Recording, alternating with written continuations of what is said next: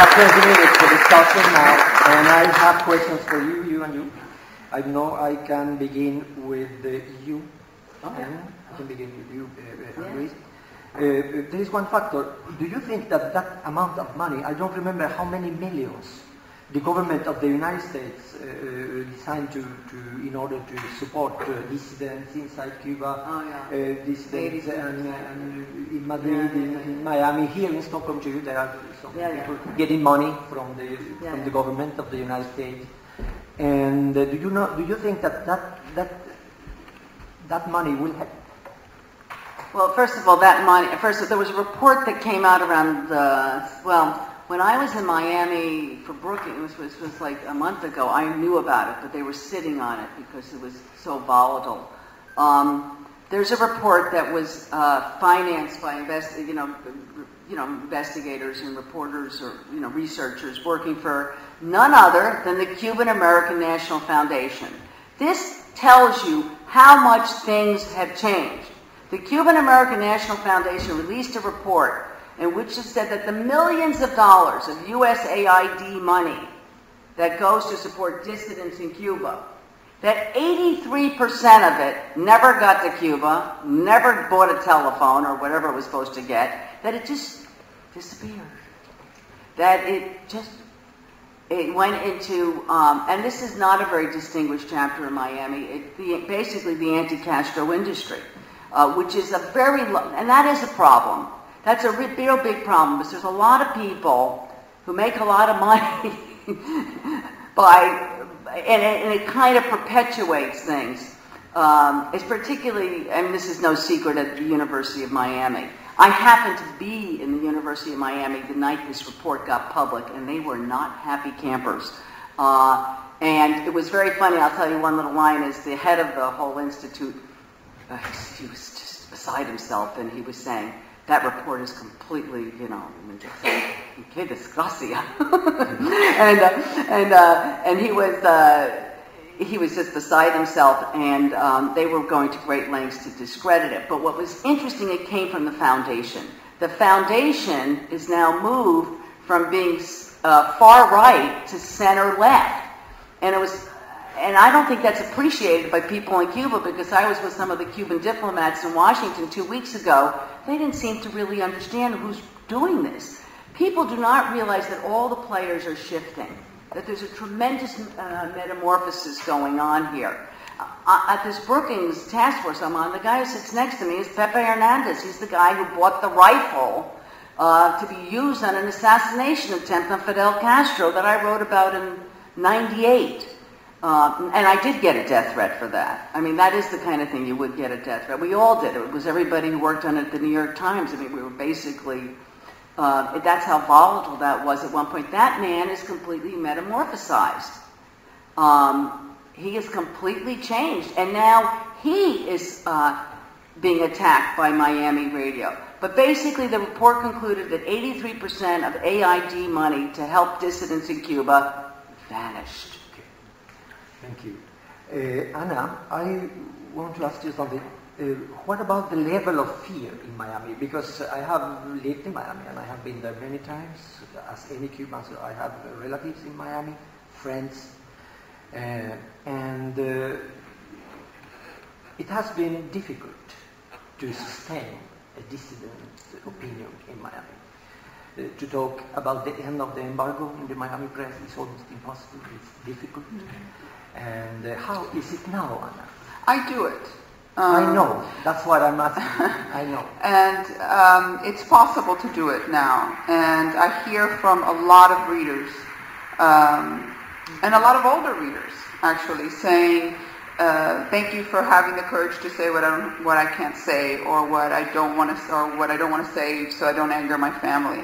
And I think there was a time in Miami where the fear was actual physical fear.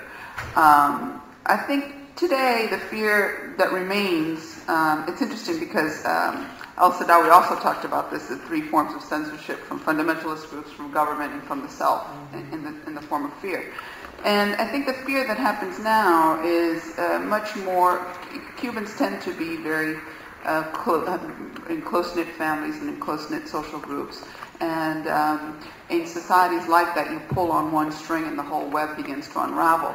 And I think for a lot of people, they're afraid for their livelihood. You know, that happens a lot. They're conflict averse. They don't want to get into an argument with family. They respect their parents. I mean, this is something that one of the traditions that we've kept, and it's not, you're not supposed to openly challenge. And so that is more of the fear that happens now. But again, I think that it's, Cuban radio is a scourge for Miami. But it's a relatively small amount of people. The problem is that they can mobilize a lot of people, and it's unfortunate. And a lot of it is business related.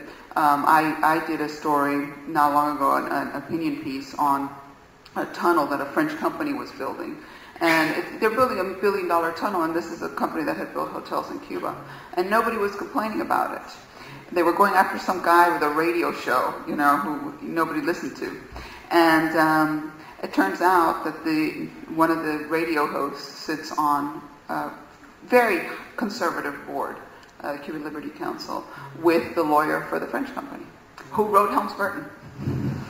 Thank you, Anna. So, Rafael, I have one question for you here, but you live in Cuba, so maybe I will leave the field free to you to make some comment. Thank you. I've been living in Cuba for 60 years, non-stop. 50 years of that under the revolution. So this is my own experience, and I have an identity problem now with what Louise said. I admire very much her work about the Cuban-American politics. But I have an identity problem because I don't belong neither to the Diaz-Balart family nor to the Castro family. So what is there for me in terms of the political situation beyond these families?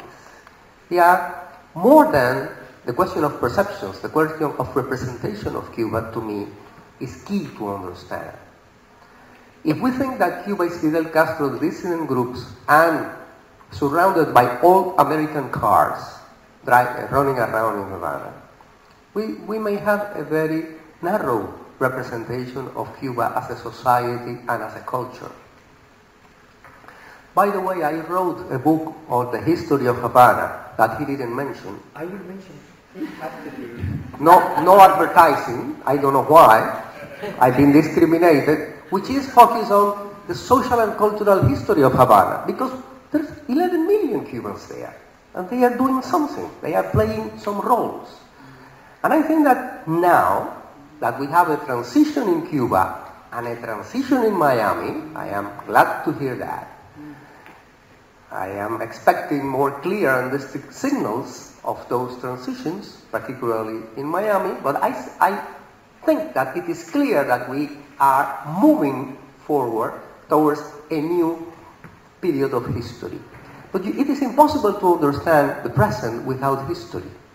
It is impossible to understand the dialogue between writers, Cuban writers, on the island and abroad, that started in 1993 and earlier than that. So there is a dialogue already going on.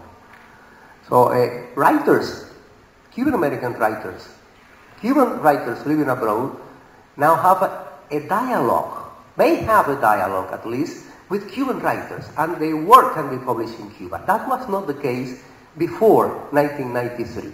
But this is 15 years later. We are not in 1993. So there's a previous history to the present. It is impossible to understand. I'm a political scientist by training. So it is hard to me to understand politics just on the basis of individuals and personas, no matter how important are they. There is a society there, and there is a political environment there. And that political environment has been evolving, changing, maybe not in the sense we expected it to change. Maybe we have in our minds images about what should be the future of Cuba.